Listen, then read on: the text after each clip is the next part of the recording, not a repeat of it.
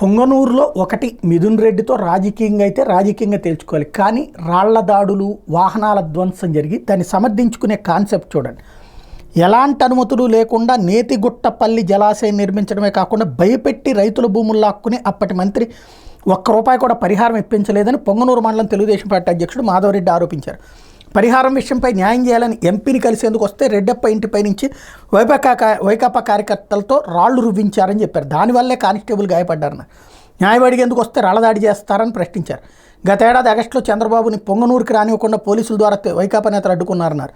100 మంది తెలుగుదేశం నాయకులు కార్యకర్తలపై అక్రమ కేసులు పెట్టించి జైలుకు పంపించిన గంత మిథున్ రెడ్డి ఆయన తండ్రి మాజీ మంత్రి పెద్దిరెడ్డి రామచంద్రారెడ్డిదేనన్నారు. ఇటీవల పట్టణంలోని ఇండోర్ స్టేడియాన్ని గుర్తు తెలియని వ్యక్తులు కూల్చేశారని, దాన్ని పరిశీలించేందుకు మిథున్ రెడ్డి పొంగనూరుకు వచ్చారని వైకాపా నాయకులు చెప్పారు. మాజీ ఎంపీ ఇంట్లో మిథున్ రెడ్డి ఉండగా తెలుగుదేశం పార్టీ కార్యకర్తలు రాళ్లు రువ్వారని చెప్పారు. ఇది వార్త. ఎలాంటి వింత సమర్థనం చూడండి.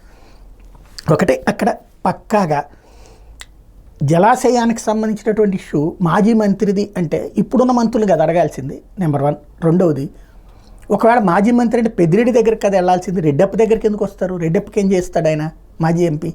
నెంబర్ 2, రాళ్ళు రువ్విన సంఘటనలు చంద్రబాబుని పర్యటన జరగకుండా అడ్డుకునే ప్రయత్నం చేశారు. మరి ఆగారా చంద్రబాబు? సాగారు కదా. ఆ రోజున కూడా ఏం ధ్వంసమైనాయి? వైసీపీ వాళ్ళయ్యే కదా ధ్వంసం చేసింది, పోలీస్ వెహికల్స్ అయ్యి కదా తగలబెట్టింది ఆ రోజున. ఇప్పుడు జరిగింది ఏంటి ప్రాక్టికల్గా? అంటే ఇక్కడ అంశాన్ని ఖచ్చితంగా చంద్రబాబుని ఆపాలని చూడటం తప్పే. ఆ రోజున తప్పన్నంగా అనేది ఒప్పనలేదు కదా. అదే సందర్భంలో ఇప్పుడు జరుగుతున్నది తప్పే. తప్పుని తప్పుగా కాకుండా దాన్ని సమర్థించుకుంటూ మిథున్ రెడ్డిని తిరగనివ్వకూడదు అనుకున్నారు, పెద్దిరెడ్డిని తిరగనివ్వకూడదు అనుకున్నారు వాళ్ళు.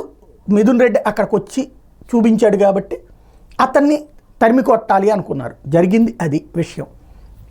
ఇప్పుడు అది ఇజ్జత్కా సవాల్ అవుతుంది. మరి మిథున్ రెడ్డి ఇక రాకుండా, పెద్దిరెడ్డి మిథున్ రెడ్డి నియోజకవర్గానికి రాకుండా పారిపోతారా, లేకపోతే నిలబడి కలబడతారా? ఎందుకంటే తమను నమ్ముకున్నటువంటి కార్యకర్తల విషయంలో ఏం చేస్తారు? అది ఖచ్చితంగా వాళ్ళకి ఇజ్జత్గా సవాలే వస్తుంది. ఎక్కడి దాకా వెళ్తుంది ఈ ఉదంతం అనేది చూడాలి.